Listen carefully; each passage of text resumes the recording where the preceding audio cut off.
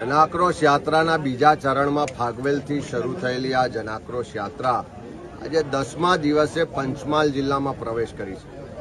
આજે જે મનરેગાનું ભ્રષ્ટાચારનું EPIC centre કહેવાય એવા દેવગઢ બારિયા અને જાંબુઘોડા તાલુકો, એમાં ખાંડીવાવ ખાતે આજે સભા મળી.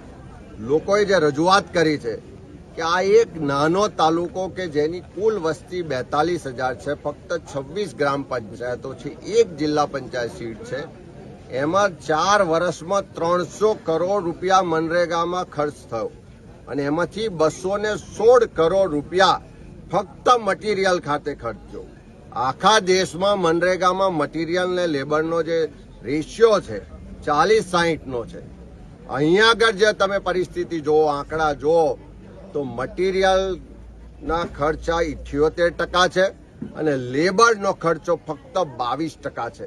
એનો સ્પષ્ટ મતલબ છે કે અહીંયાના ભાજપના જે મોટા નેતાઓ છે એની પોતાની 4 એજન્સીઓ મારફત આ 200 કરોડ કરતા વધારેનું મટીરિયલ સપ્લાય કરવામાં આવ્યું, જેના સ્થળ પર કોઈ કામ જ નથી થયા એવા પુરાવા છે, હકીકતો છે, વારંવાર રજૂઆતો થાય છે, તેમ છતાં એની તપાસ નથી થતી. એની સામે લોકોએ ખૂબ મોટો આક્રોશ વ્યક્ત કર્યો છે.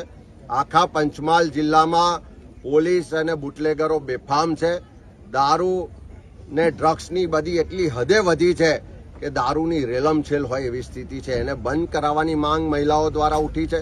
અહીંયાના ખેડૂતોને કોઈ જાતની રાહત નથી મળતી, ખાતર નથી મળતું, એના દેવા માફ કરવા માટેની એક માંગ ઉઠી છે. અહીંયા જે અનેક ઉદ્યોગો છે ત્યાં ઉદ્યોગોમાં પણ સ્થાનિક યુવાનોને રોજગાર નથી મળતો, કામદારોનું શોષણ થાય છે, કામદારોને એનો હક અધિકાર નથી મળતો, એનો આક્રોશ પણ અહીંયા યુવાનોએ વ્યક્ત કર્યો છે. ત્યારે બધા જ લોકોએ ભેગા થઈ મનરેગાનો ભ્રષ્ટાચાર, નલ સે જલના ભ્રષ્ટાચારીઓને જેલ ભેગા કરવાની વાત કરી છે.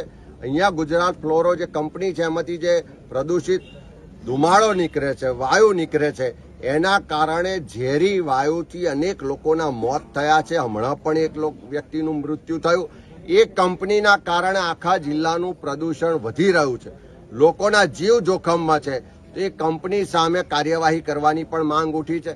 આ બધા જ મુદ્દાઓને લઈને આ જનાક્રોશ યાત્રા પંચમહાલ જિલ્લામાં શરૂઆત થઈ છે. આજે 10મા દિવસે ખૂબ મોટી સંખ્યામાં ભાઈઓ, બહેનો, યુવાનો બધા જ લોકો જોડાઈ અને સરકાર સામે પોતાનો આક્રોશ વ્યક્ત કર્યો છે.